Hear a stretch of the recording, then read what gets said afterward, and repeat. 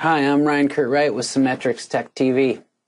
I'm here today to talk to you about our AirTools 2M multiband processor.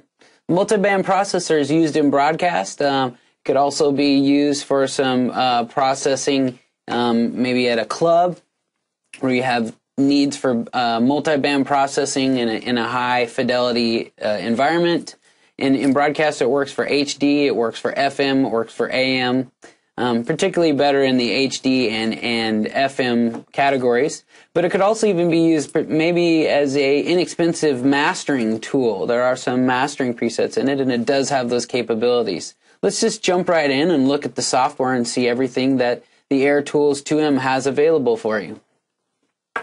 So this is the interface for the AirTools 2M.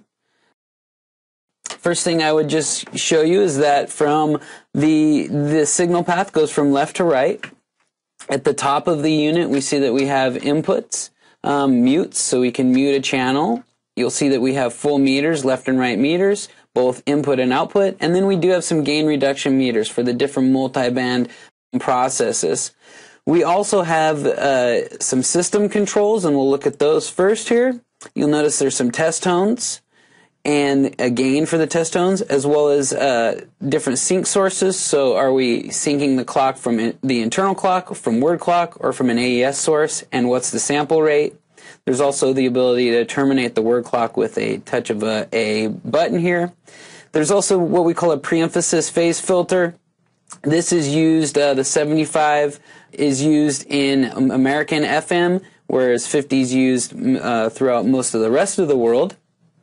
And coming back out of the edit system, we'll look that we also get a status of what our input source is, where the sync source is coming from, and what sample rate we're running at. You'll notice that we do have a presets manager. The unit does come with a bunch of presets already pre-configured for you by a professional mastering engineer. You can store presets after you create them. You can always then adjust what preset you're at and hit recall. I'm actually in another episode going to actually let you hear all of these in action. Here I just want to give you a rundown of the software. There's also input controls. So input controls, you see you have the source, whether it's analog or AES EBU. We also have a left and right trim. And then we do have different types of encoding. So is it just left and right straight through, or is there some middle side recording? The next filters you'll see are a high pass and a low pass. There's also the ability to bump your high or your low pass. So you can see here you could give a little bump at your low end. You can of course adjust the frequency, and you can adjust how fast the slope of that is.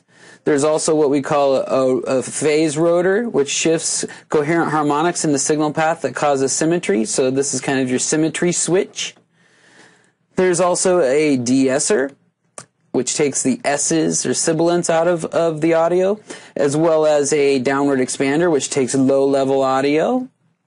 There is an AGC leveler, so this is what it does is it basically tries to level out the RMS levels of audio, so that if you say play classical 1 minute and then today's standard pop the next, that there's not some big jump in gain due to the types of processing or mastering that's done, whereas there's more dynamic range in classical music and less dynamic range. It's just really hot in today's popular music. It also has a contour switch. We suggest you leave that on. What that does is puts a sidechain input at 150 hertz and below. So in other words, when your bass is really kicking every time the kick drum hits, it's not causing the leveler to adjust or lower the gain.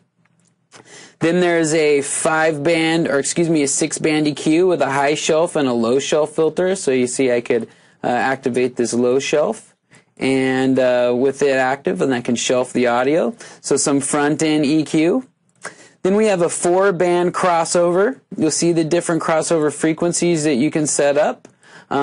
3 different frequencies for low, mid, high, and you'll see that there's actually a low mid, a mid-high, and a high crossover. You can also choose the slope for these crossovers, so you can increase the slope if you'd like. The next stage, then, you'll see that these 4 crossovers then feed multi-band compressor. You'll notice that you can solo any of the audio at any given time and just adjust that one by itself and hear it. That feeds a multi-band limiter. The multi-band limiter then feeds a mixer, so here's your 4 different bands coming through the signal path. That then goes through an enhancer. So here's where you can add some stereo imaging. You can narrow the audio if you'd like, or you can make it extra wide. You can take it wide and then extra wide. It also has a low frequency crossover. So you want to keep your bass tight. You wouldn't widen it out while you would widen out your high end. And there's also a low frequency trim on that as well.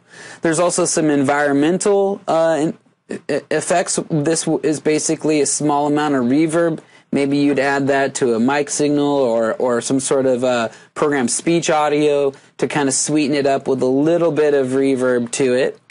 And then there's a hard limiter at the outputs. And then finally at the outputs you have your encoding or decoding from your middle side, or decoding, or you could set it to be mono output. You see you have some output controls. You also have speaker delay.